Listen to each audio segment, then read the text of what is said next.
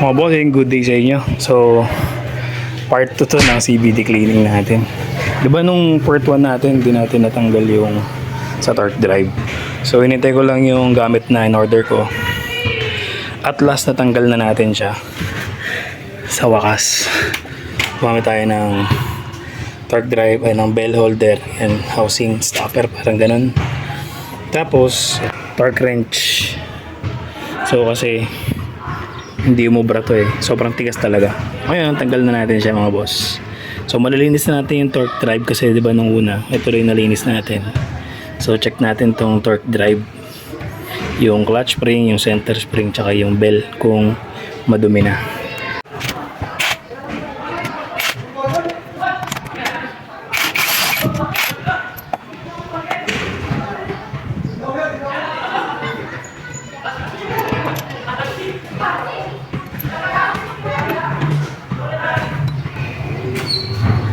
Malinis pa. Malinis pa yung bell natin mga boss. Yun na nga. Kaya maganda na yung takbo ko after nung regroup natin na linear sa stock bell. So, pinregroup ko to. Tapos, mga after 500 kilometers, tsaka siya pumakat dun sa clutch lining natin kasi makapal yung clutch lining natin. Ayan. Kita nyo ba? Halos pakat na siya. Kaya pala gumanda na yung kapit, bilis na yung takbo, yung response ng throttle. Pakita ko sa inyo. Yan mga boss, ito yung pinaregroup natin last month na linear. Yan, dito sa area ko kay Sunny's Garage. So yan, linear yan. So lilinisin lang natin ng konti pero after 500 kilometers, tsaka lang siya pumakat dun sa clutch lining natin sa ATR 160 kasi makapal yung clutch lining natin, papansin niya. Ayan, yung stock natin. So hard compound. Ngayon lang siya pumakat Yan, ngayon lang siya pumakat dun sa ating clutch lining after nung ride natin sa Baler. Yan, so nung nag-ride tayo sa Baler mga boss, papunta hindi pa siya masyado pumakat nung bandang pantabangan na ng pauwi, doon ko naramdaman yung sipa kasi talagang yung responsive ng throttle kasi bumakat na yung groove natin dito sa clutch lining. So, sabihin, kapit na talaga siya. Pero hindi pa pudpud, ang kapal pa niyan kasi magto 2 months pa lang naman yung groove natin So, ibig sabihin, maganda na yung performance nito. Talagang responsive na yung ikot niya, buo na kasama yung bell. Wala nang medyo sliding ganun, wala na rin masyadong ingay kasi kumapit na yung groove ng bell dito sa ating clutch lining. Kapal pa kapal pa niyan. So malinis pa naman, wala pa mga carbon deposit galing sa belt. Kalasin na rin natin yung drive piece para maayos.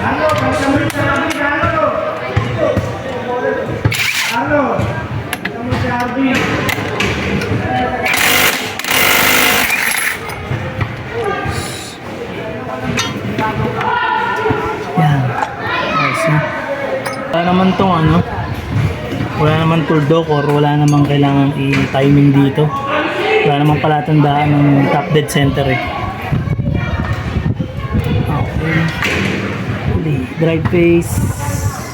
Malinis natin ito nakaraan na vlog natin part 1.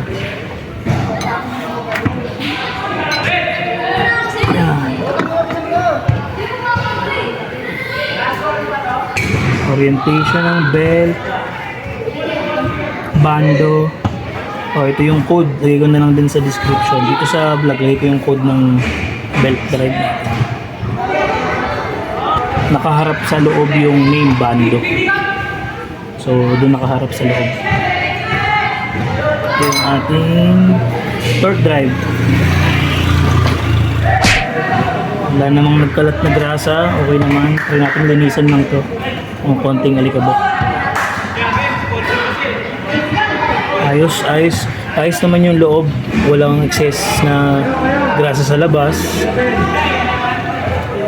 Dito rin okay pa. Ayan mga boss, ito na sa CVT natin, malinis pa naman, okay pa. Hindi ko na ulit lalagyan ng CVT cleaner para hindi ko maalat. Tanggalan na lang natin ng mga alikabok at saka yung carbon deposit. Mga talsik yan na galing sa belt drive natin. Yan, sakto pa naman yung ating grease dito. Bawasan tayo ng konti, punasan natin. Yan. Bola, check ulit natin. Okay pa naman ang ating backplate. Wala pang alog. After 7 months, going 7 months na. Okay, malinis ulit kasi nilinis natin ito. Ayusin ko lang ulit ng maigi. Slider piece, okay pa. Goods. So, nilinisan ko ulit yung ating pulley. Inayos ko lang yung orientation ng bola. Yung makapal na side sa kaliwa. Kasi may sa bola, may makapal na side dyan eh. Kung saan yung makapal na side niya, kung dito or dito, yung sa kaliwa. Sa kaliwang guide. Yan, okay na. Tingnan natin yung backplate. Okay pa yung slider piece natin, masigit pa. Malinis pa. Makapal pa yung mga groove natin dito. Isa ulit natin to. May grasa pa naman, hindi ko nadadagdagan.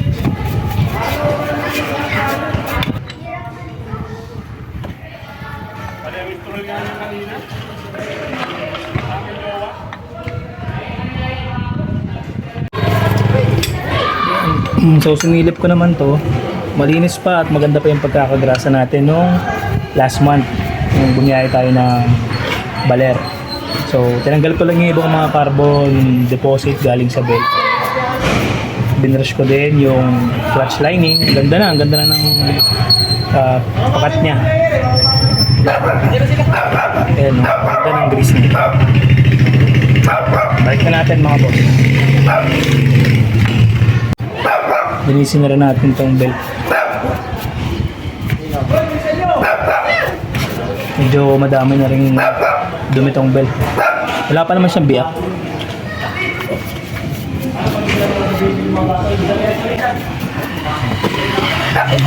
Orientation, nakaharap din yung pangalan. So paano tinanggal na lang din. Yan mga boss. So yung orientation ng belt natin, nakaharap dapat yung pangalan sa loob. So ito niya yung bando. Yan, nakaharap dapat sa loob. Ang code pala, sulat natin yung code. Yan, bando 842 22630G. Yan. Okay. Ito ba yun? O, yan to. Ayan nata yung code yun eh. Screenshot na lang natin.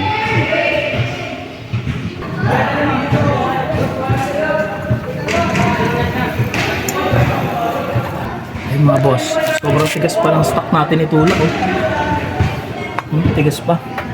So kaya nahirapan pa ako ipasok yung belt dito. Pero sabihin, goods pa talaga yung center spring natin. Kaya wag muna kayo magpalit mga boss. 7 months na yun sa akin eh. 7 months na pero matigas pa rin yung spring niya. Yan. Okay. Tapos lagay na natin yung bell. So malinis na itong bell. Actually malinis pa siya. May grasa pa nga, maayos pa. Yan. Tapos dry paste. Washer. Dalawang washer, wala naman pala tandaan. Wala rin tong top dead center na tuldok ah. So wala kayong susundan dyan. Wala. So dapat nyo na maingatan dito yung mga thread eh. Na huwag ma-lost thread. Kaya maganda kayo na lang mag-ayos sa inyo. Para kontrolado nyo yung pagpihit. Diba? Pan muna natin itong drive.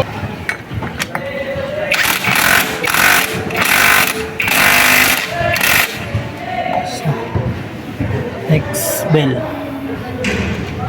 May 22mm, 19mm na socket. Tapos clockwise papunta sa tail, laging pasikip papunta sa likuran. Ito di ko naigpitan masyado to. Try nating torque wrench pala.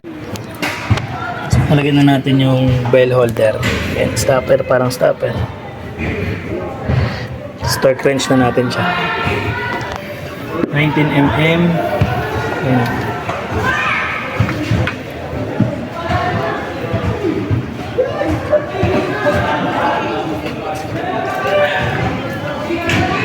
Yan, 50. Ayan. Okay, siguro yan.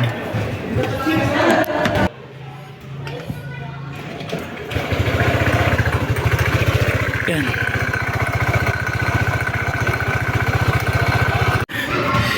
Yan, take 2. Hindi natin masyadong masigipan yung drive pace kanina. Check natin ulit.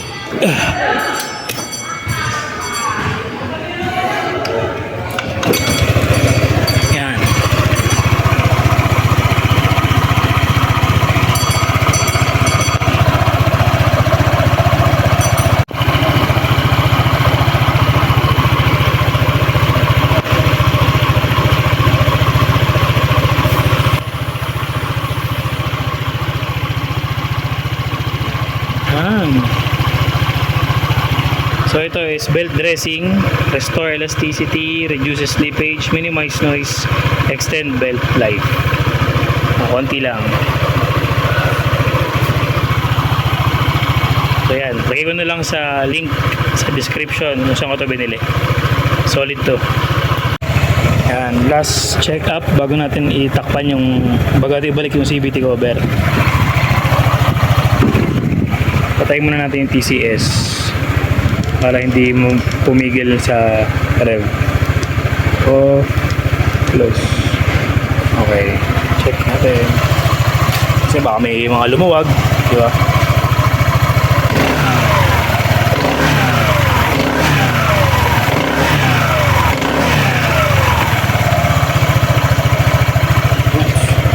Yung belt dressing, tumahimik talaga siya, no? Kasi, syempre, lubrication yun eh. Okay, balik natin CVT cover, mga boss. So, balik na natin yung yung CVT cover, mga bossing. Ayan, linisin lang natin ulit yung foam filter dito. Okay pa yung ating CVT. Goods pa. Malinis. Ayan, next time ako na magkakalas. Marunong na ako eh. Diba?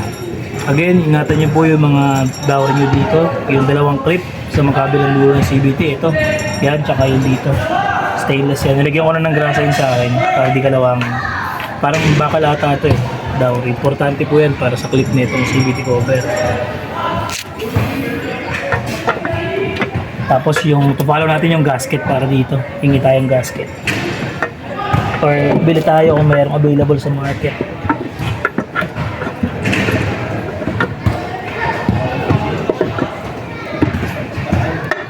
Yeah. Yan mga boss, same ulit tayo para hindi kayo malito sa screw orientation ng QJ Motor ATR 160. 10 piraso yan.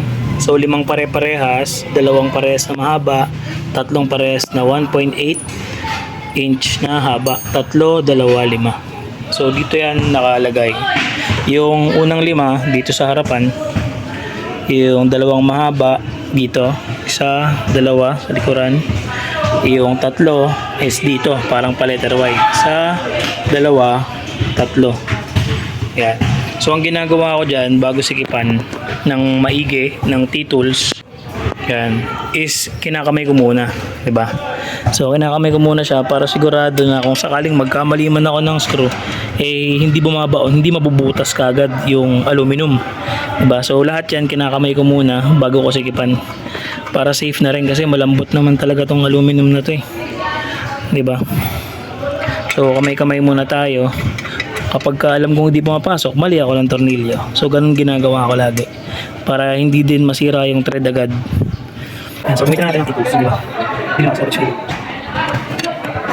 Again, kapag gagamit kayo ng T-tools dito sa kanang sa CVT o sa kamay lang, kaya hindi masyadong masigit. Yan. Tapos pakis-kos.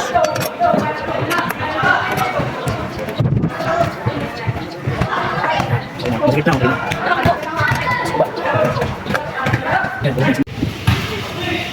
Yan, okay na. Nabalik na natin yung plastic trimmings na isa. Yan, isang kamay lang, okay na. Tapos ito, itong isang plastic trimmings, 4mm to na Allen screw. Diba? Allen wrench pala.